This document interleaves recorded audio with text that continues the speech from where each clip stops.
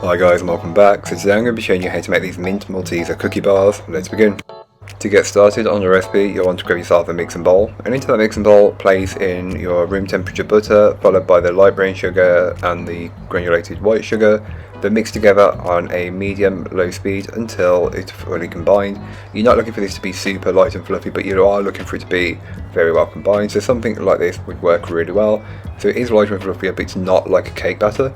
Then add in your eggs one at a time, beating well until they are fully incorporated. You do not want to split or curdle the mixture. The first egg I added was a double yolker, which was kind of cool.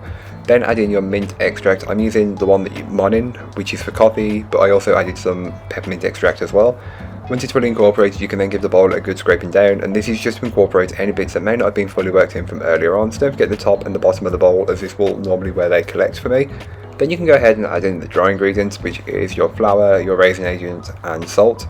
And you can also add in the chocolate chips or the chopped chocolate like I'm using on this occasion.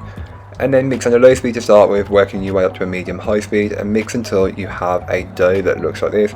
It will be a little looser than the standard cookie recipe that I share, and that's perfectly normal for this kind of recipe.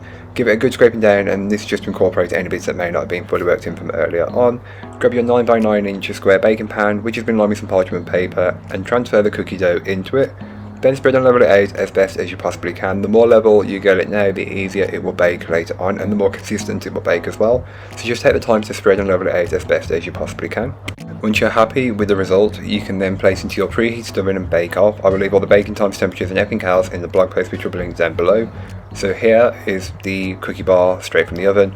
Fresh from the oven, you'll want to place on your chocolates. I'm using these mint Malteser reindeers. Again, these were just the last of the Christmas chocolate I had to use up, and I thought they'd be perfect for this recipe. Leave them to cool completely. I recommend leaving them in the fridge, but again, this is up to you and you can do whatever you'd like. I cut mine into 9 portions, but feel free to cut into more or less depending on how many people you want to serve. I don't know how many you want to do, so make the portions according to your occasion.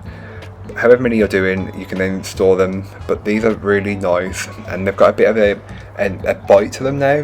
They're not so dense purely because I added some baking powder, because I had some feedback that people wanted a kind of more cakey cookie, which this is given, as you can tell on top, it's a little bit more baked.